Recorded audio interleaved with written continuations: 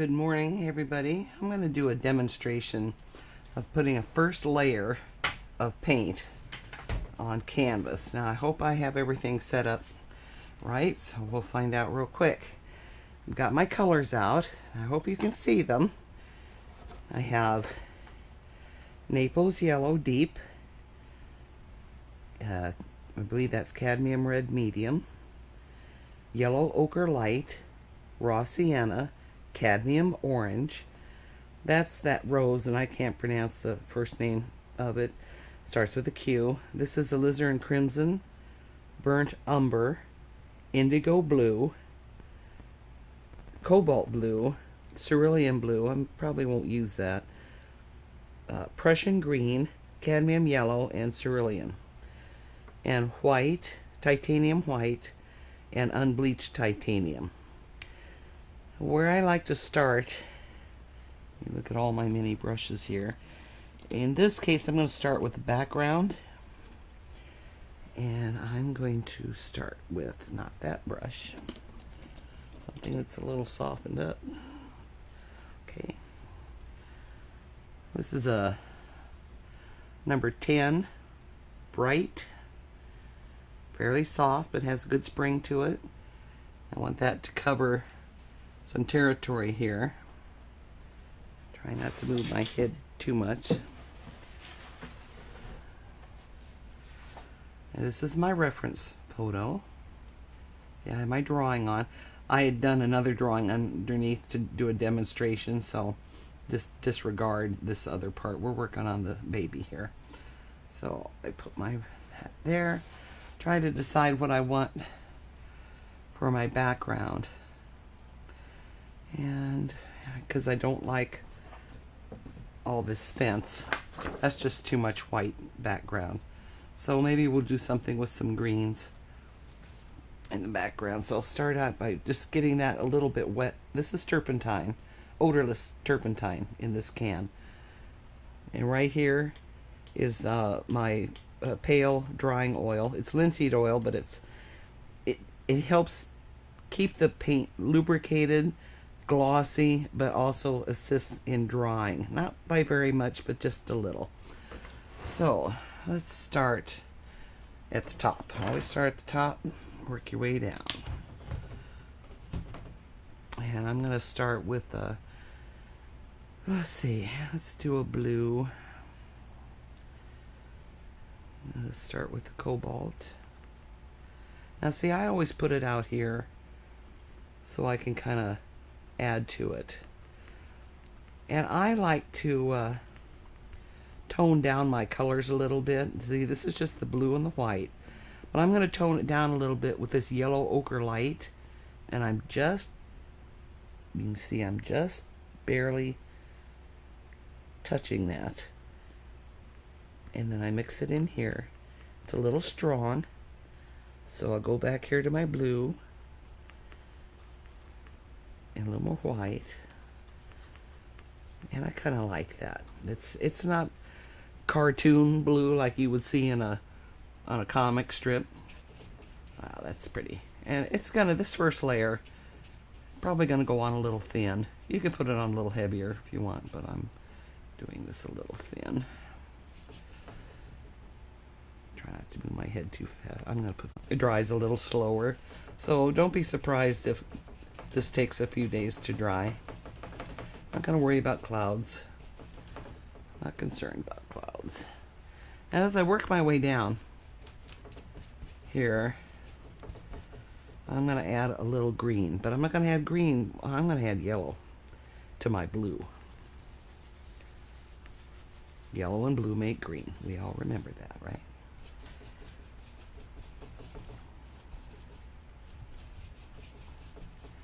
Notice I'm doing my X strokes. What that does is it stirs the paint as you go.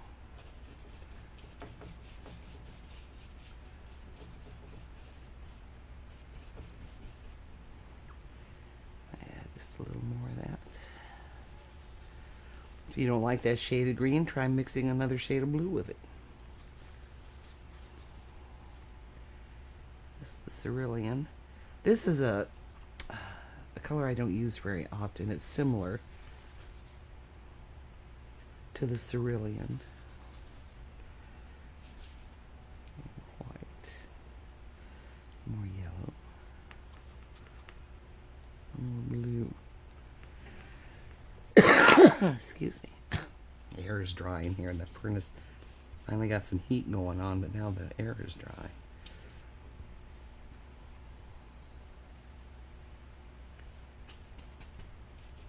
I don't want to make a halo around that, so I won't go any higher with the green than that.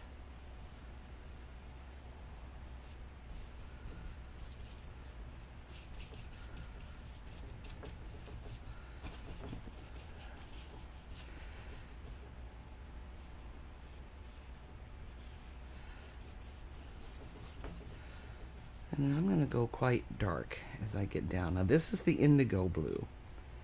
It's a very blackish blue. See how, I call it kind of a dirty blue. I don't know if you can see that. Oops, I stuck my finger in that one. See how that's kind of a blackish blue? It's kind of nice for making dark greens. Add that yellow to that. I'm going to dip just the corner in that oil. See how that makes that paint flow a little better? And I'm going to start that down here because I want to do that and then work my way up to that light area.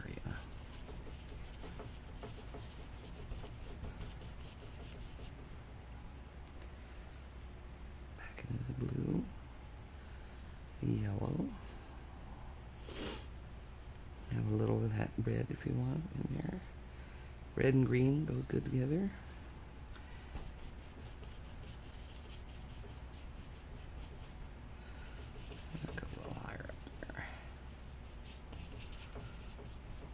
First layer is just, that's all it is the first layer. Everybody gets all freaked out that this has to be your perfect, everything has to be perfect. No, it's just a first layer. When you do oil paints, the first layer is just kind of laying down where it's light and where it's dark and setting up the stage for the layer right afterwards.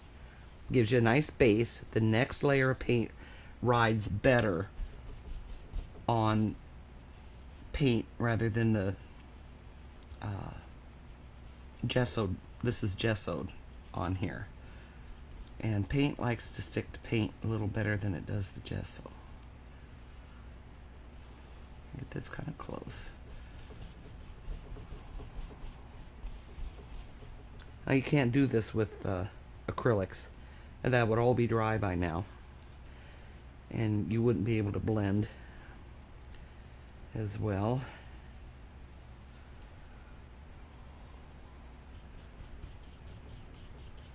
All this would be dry, and then it'd just be running layers right over top of the dry stuff, and it makes it lumpy and unattractive. That's why I like oils. It gives you a little time to do things,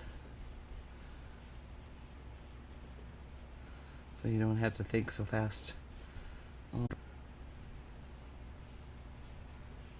Let's be some quiet moments while I deep in thought here.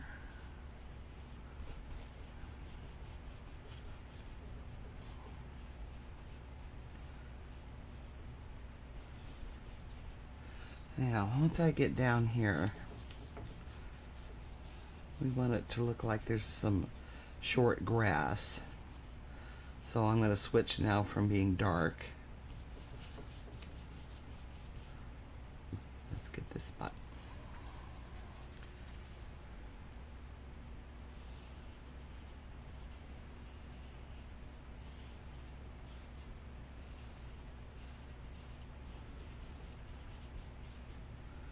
See how fast that all went? Okay.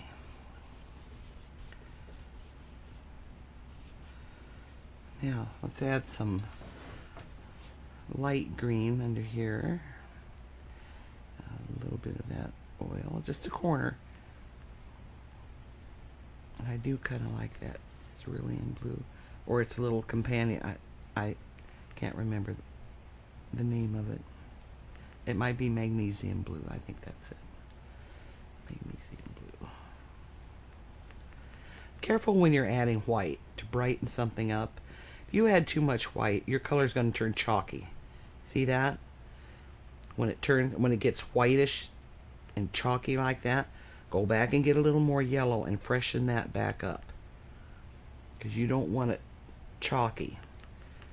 Always yellow is your go-to color for when, in this case, for when you go get chalky. Now we're going to put a little light area underneath him. See how this oil paint takes off the drawing, and that old drawing underneath. If you scrub a little bit, now it'll disappear, so you don't have to worry about it. It'll also take off your drawing, so be kind of careful what you're erasing. See, I scrubbed that off.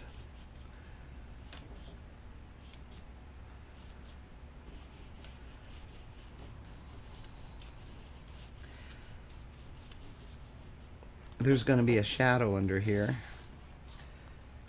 It's here, but with this board, this jumps up, but this shadow is going to continue this direction, real nice and low.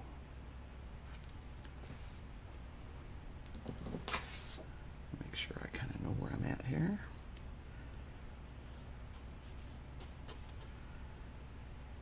See how that shadow right to the bottom of that back foot? So it's going to be light right up to that point. And all light behind it. You have to really pay attention to your details, where things line up, to help you get. Now see where this one starts? It's here. See, there's a little square here in front of the pastern, right above where the hoof lies. See